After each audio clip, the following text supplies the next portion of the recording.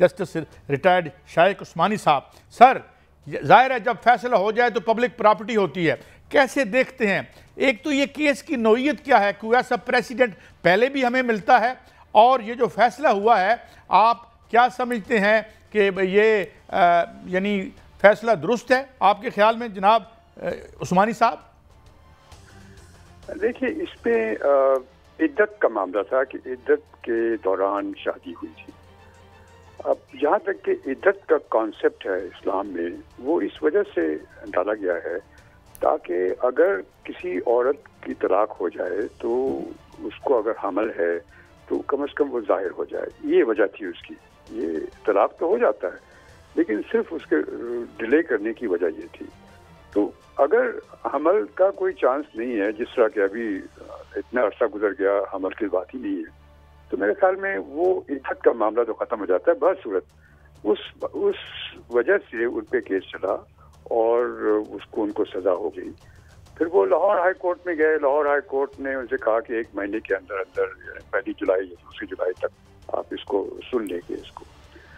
लेकिन चूंकि इनका अपना सियासी मकासद थे और इनके अपने जो मुहर्रकात थे, वो चाहते थे किसी न किसी तरीके से उनके जो लीडर हैं वो जल्दी से जल्दी बाहर आ जाएं, तो उन्होंने सजा मुअत्तल करने की कोशिश की और इस वजह से उन्होंने दोबारा कोशिश की।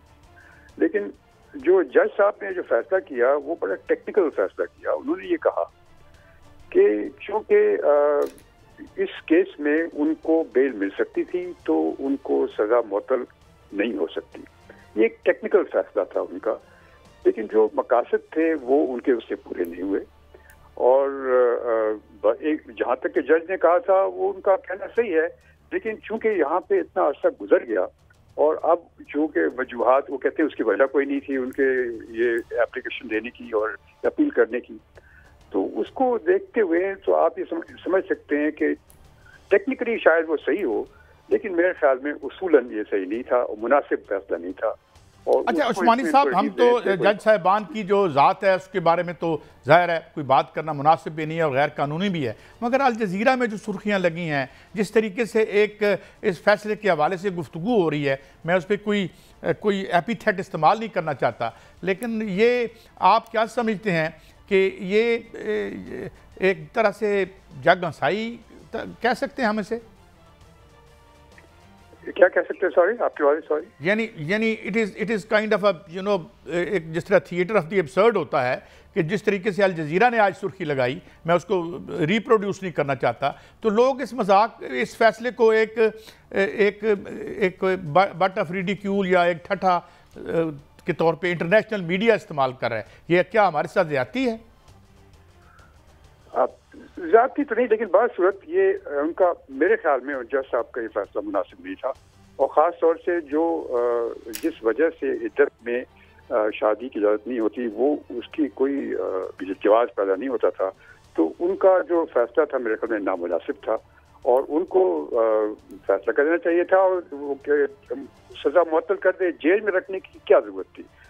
वो पहली 2 जुलाई को तो उसका दोबारा उसकी हियरिंग होगी और ये फैसला हो जाएगा कि वो कानूनी तौर पर वो सही है कि नहीं है। मेरे ख्याल में ये जो उनका फैसला है वो सर्टनली नामुनासिब था। अच्छा, माय लास्ट क्वेश्चन उस्मानी साहब, ये फरमाइए कि आप समझते हैं कि ऊपर जाके रिलीफ मिलने के ज़्यादा चांसेस हैं, या कम से कम जो PTI वाले रिलीफ के लफ्ज़ से माइंड करते हैं, इंसाफ कहते हैं जी, इंसाफ मिले हमें, हम रिलीफ कहते हैं, तो ये ऊपर जाके क्या सेट असाइड हो जाएगा ये फैसला? देखिए, अब ये हाई कोर्ट में जाएंगे तो हाई कोर्ट इसको 2 तरीके से देख सकती है।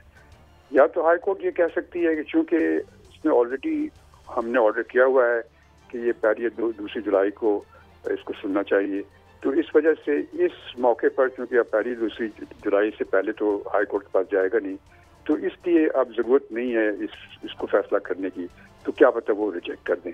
लेकिन दूसरी ये भी कि अगर उसको इस अंदाज से देखें कि इद्दत के लिए और इस पर्टिकुलर केस में जहाँ पे कि जो इद्दत की जो मुहर्रकात हैं और जिसकी वजह से मना की गई है शादी, उसका कोई जवाब नहीं बनता, तो वो ये भी कह सकते हैं कि ठीक है हम सुन लेंगे अपील उनकी और उसका दूसरी अपील जो है वो भी उसके लिए डायरेक्शन दे देंगे कि ये आप शुरू करें केस उसको, लेकिन उनको वो रिलीफ दे सकते हैं। बहुत शुक्रिया जस्टिस रिटायर्ड शाइक साहब ने कानूनी हवाले से इस पे आगे बढ़ते हैं। जनाब सनाउल्लाह मस्ती खेल साहब, बहुत शुक्रिया इंतज़ार करने का, thank you very much for your patience. एक उम्मीद थी और एक जो PTI के वर्कर्स हैं, लेकिन वो वक्ती तौर पर ना हुआ, लेकिन एक ख़तरा ये भी था कि कल जब मेरे साथ प्रोग्राम में राजा साहब बैठे हुए थे, पुराने जो हम आपके पार्टी मेट भी थे, वो कह रहे थे नहीं जी ये आर्टिकल 6 लग जाएगा, ये बाहर नहीं आएंगे। खुदा न खास्ता वो तो नहीं हुआ, लेकिन फिर भी खान साहब अंदर हैं, तो अब क्या स्ट्रेटजी है पार्टी की और आपका रिएक्शन क्या है? मस्ती खेल साहब। अकाई साहब, बहुत शुक्रिया, आपने मुझे मदऊ किया और मैं समझता हूँ कि सेंसरशिप के इसके बावजूद आप जैसे जो लोग हैं कल मैं जिहाद बुलंद कर रहे हैं, मैं आपको खराज तहसीन पेश करता हूँ। शुक्रिया शुक्रिया। जहाँ तक तल्लक है, मैं समझता हूँ कि जनाब देखें जी कि ये जेलें हमारा कुछ नहीं कर सकती, ये कैदें हमारा कुछ नहीं बिगाड़ सकी। जो जुल्म, जो जबर, जो फस्तायत पिछले 2 साल के बाद हमारे साथ की गई है, उसके में जो जुल्म, मैं बस उसकी मैं कहाँ से शुरू करूँ, कहाँ पे ख़त्म करूँ? मैं समझता हूँ कि इसकी लेटेस्ट हिस्ट्री में जुल्म, जबर, नाइंसाफ़ी की नज़ीर नहीं मिलती।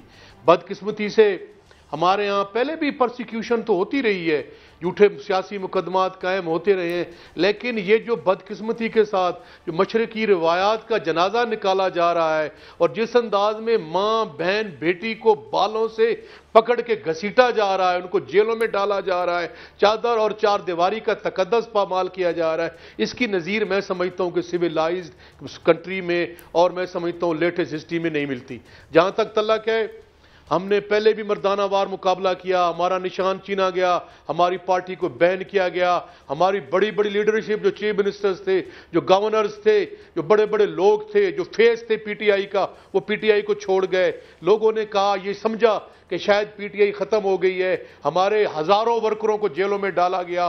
पिछले दिनों मैं पंजाब के होम डिपार्टमेंट की रिपोर्ट काजी साहब देख रहा था, तकरीबन 6000 पॉलिटिकल वर्कर्स को जो सिर्फ अपनी आवाज बुलंद करना चाहते थे नाइंसाफी के खिलाफ, नाहक इस जुल्म, जबर, फस्तायत के खिलाफ, उनको 3 MPO के तहत जो अंग्रेज मैं मस्ती खेल साहब दोबारा वापस आऊंगा, मैं आपसे दोबारा आपको, आप हमारे साथ हैं दानियाल अजीज साहब। दानियाल अजीज साहब, ये फरमाइए कि ये PMLN के अपने लोग, ज़ाहिर आप तो PMLN आपकी पार्टी नहीं है, बहरहाल आप उन लोगों में शामिल हैं, ये लोग खुद शकूक व शुबात का इज़हार कर रहे हैं। ख्वाजा आसिफ साहब एक दिन बयान देते हैं कि जनाब हमारी मुलाकात हुई, बात हुई, आप लॉ को जानते हैं, मगर अब ये खुद क्यों इस तरह के शकूक व शुबात पैदा कर रहे हैं कि जनाब हमने ठीक ना कर?